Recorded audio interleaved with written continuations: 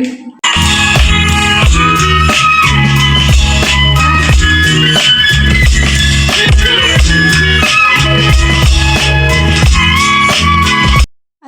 वालेकुम जी, क्या हाल है सबकी। उम्मीद करती हूँ खैर खैरियत से होंगे, खुशबाश होंगे जी। पिछले व्लॉग में आप लोगों ने मुझसे पूछा कि आपका बेबी है, आप मामा बनने वाली हैं या मामी बनने वाली हैं। तो ये जो वीडियो है उन लोगों के लिए फ़र्दर वीडियोस भी मैं आपके साथ शेयर करती रहूँगी, आई मीन व्लॉग शेयर करती रहूँगी। सबसे पहले तो मैंने डिसाइड किया कि कुछ ना कुछ ऐसा होना चाहिए बेबी को वेलकम करने के लिए। तो ये जो है बाकी सारी चीज़ें जैसे कि रेडीमेड बैलून्स और सब कुछ मिलता है, केक वगैरह, वो सब कुछ पहले से ऑर्डर कर दिया था। इसके अलावा डोर को डेकोरेट करने के लिए कुछ चीज़ें चाहिए थी, तो ये मैंने उसके लिए बनाया। उसके बाद सुबह-सुबह नाश्ता किया। नाश्ते में शेक पिया। बेबी का जो बैग था वो रेडी था, उसमें जो-जो चीज़ें बेबी के लिए ज़रूरी होती हैं जैसे कि बेबी के कपड़े, बेबी का पैम्पर और इस तरह की छोटी-मोटी चीज़ें जो थी वो सारी उसमें थी, उसकी मम्मा के कपड़े वगैरह भी। उसके बाद हम चले गए कॉलेज और कॉलेज में काफ़ी अच्छा टाइम स्पेंड हुआ। अच्छा क्या टाइम स्पेंड हुआ कि एक मैम को ना गिफ्ट मिला था। उसमें ज़्यादा सी चॉकलेट्स थी और उसको अनबॉक्सिंग करते-करते उसमें से कुछ चॉकलेट्स मैंने भी ले ली और ये बहुत ही प्यारा गिफ्ट था। और इसके ऊपर ना टीचर के लिए ना बहुत प्यारी विशेज़ लिखी हुई थी और चॉकलेट्स ही चॉकलेट्स थी। बच्चे जब अपने टीचर से प्यार करते हैं ना तो वो बस उनके लिए कुछ ना कुछ ज़रूर करते रहते हैं, कभी चॉकलेट्स, कभी कार्ड्स। ये उनका एक कहते हैं ना टोकन ऑफ लव होता है जो अपने वो टीचर्स के लिए करते हैं। और नो डाउट बच्चे जो हैं उन टीचर्स के लिए सब कुछ करते हैं जिनकी वो रिस्पेक्ट करते होते हैं, जिनसे वो प्यार करते होते हैं। हर टीचर जो है हर बच्चे का आइडियल टीचर नहीं होता। उसके बाद मैंने कहा कि यार ये इसके नीचे भी कुछ ना कुछ ज़रूर होना है, इसको भी खोल के ट्राई कर लेते हैं। तो जब इसको खोला तो इसके नीचे भी छोटी-छोटी टॉफ़ीज़ और चॉकलेट्स थी, जिसमें से मैंने कहा चलिए मैंने वीडियो बनाई है तो 2 तो मेरी होनी चाहिए। उसके बाद हमने रिक्शा लिया, घर पहुँच गए क्योंकि घर की गाड़ी आज बिज़ी थी, हमें कोई पिक करने वाला नहीं था। उधर घर में सब रेडी थे हॉस्पिटल जाने के लिए। अल्लाह ताला तमाम शादीशुदा जोड़े जिनकी अभी तक औलाद नहीं है उनको साहिब औलाद करे और उनकी तमाम दिल की ख्वाहिशें जो हैं वो पूरी करें। यहाँ पे सबको सी ऑफ करने के बाद काफ़ी काम था घर में, यानी कि खाना वगैरह बनाना था। उसके बाद खुद रेडी होकर खुद भी वहाँ हॉस्पिटल पहुँचना था। तो मुझे मेरी सासू माँ ने बताया कि अरवियाँ और गोश्त बनाना है, लेकिन ना मुझे उसके बनाना नहीं आता था। उन्होंने रेसिपी बताई। फिर उसके बाद मैंने जो है कुछ जो है नेट से यूट्यूब से देख लिया था, कुछ अपनी मामा को कॉल करके पूछ लिया कि ये कैसे बनाते हैं। उसके बाद मेरी जो नंद है वो भी रेडी हो गई, वो भी चली गई पीछे से। और अब घर में जस्ट मैं रह गई थी और मेरी छोटी नंद रह गई थी। हमने कहा चलें पहले सारे काम कर लेते हैं, मतलब खाना-शाना कर लेते हैं, उसके बाद हम भी जल्दी से रेडी होके वहाँ पीछे से पहुँच जाएँगे।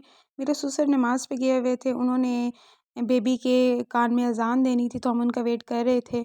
तो सब कुछ खाना-शाना बनाने के बाद मैं भी रेडी हो गई। उसके बाद मेरे ससुर आए और हमने कहा चलें जी चलते हैं। हमें न्यूज़ मिल चुकी थी कि बेबी बॉय है और we were extremely happy at that time.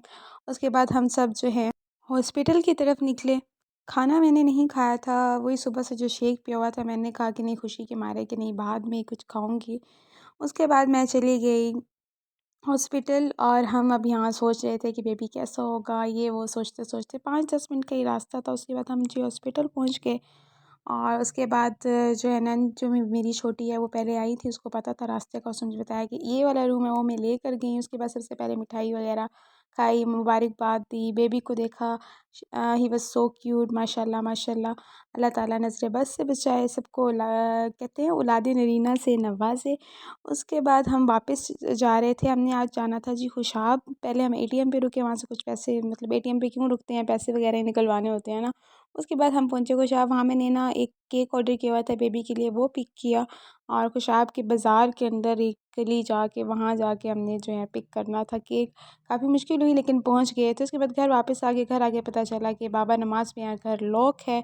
उसके बाद हम पड़ोसियों के घर चले गए, उन्होंने हमारी खातिर मदारत की, समोसे वगैरह और कोल्ड ड्रिंक वगैरह। हमने उनको मना किया कि नहीं नहीं कोई ज़रूरत नहीं है, लेकिन हमने कहा चले खैर है, समोसा खा लेते हैं क्योंकि सुबह से कुछ नहीं खाया था। उसके बाद बाबा की कॉल आ गई कि मैं घर आ गया हूँ, तो फिर मैंने अपने सारे साज़ो सामान उठाया और घर में जाके रखा। पहले हमने सोचा था कि हम सेलिब्रेशन घर पे करेंगे, लेकिन अब कंडीशन ऐसी थी, उसकी मम्मा जो थी वो फ़िलहाल नहीं आ सकती थी घर। तो हमने सोचा कि हम केक साथ ही ले जाएँगे हॉस्पिटल, लेकिन अभी तक कोई प्लान नहीं बन रहा था। यही सोच रहे थे, ये जो मेरे पूरे कमरे का हाल हो चुका था, मैंने आके उसको जल्दी-जल्दी सेट किया। शाम हो चुकी थी और उसके बाद चाय पीने का बहुत दिल कर रहा था, लेकिन मैंने कहा नहीं अब बहुत थक गई हूँ, थोड़ी देर रेस्ट करती हूँ। अभी रेस्ट किए मुझे अभी कोई आधा घंटे ही गुज़रा था कि दोबारा उठ गई मैं। उसके बाद चाय वगैरह पी, फिर रात के खाने का इंतज़ाम किया और उसके बाद दोबारा रेडी होके दोबारा हम हॉस्पिटल की तरफ निकल गए। उनके लिए भी चाय साथ बनाई। खाना वगैरह उन्होंने कहा कि खाना लाने की ज़रूरत नहीं है, जस्ट चाय लेते हैं ना, तो हम चाय लेकर उनकी तरफ निकले। ये जी चाबियाँ मैं साथ लेकर जा रही थी बड़ी अम्मों की तरह, क्योंकि घर की सरबराह हूँ ना आजकल मैं।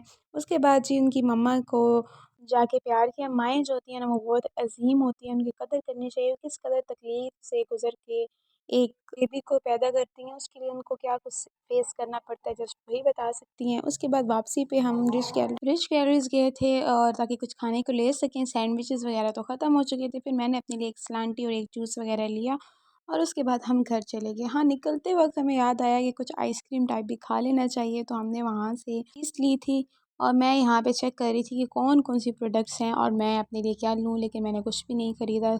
ये जस्ट देखने की हद तक थी, क्योंकि मैं इतनी ज़्यादा फेस वॉश और सन ब्लॉक वगैरह यूज़ नहीं करती। उसके बाद हमने फ़ीस लिए, घर आके थकन से चूर होकर सो गए। आज का भी लोग इतना ही, दुआ में याद रखें। स्टे ट्यून्ड, अल्लाह हाफ़िज़। और हाँ, मेरे चैनल को लाइक करें, सब्सक्राइब करें, अपने दोस्तों से शेयर करें।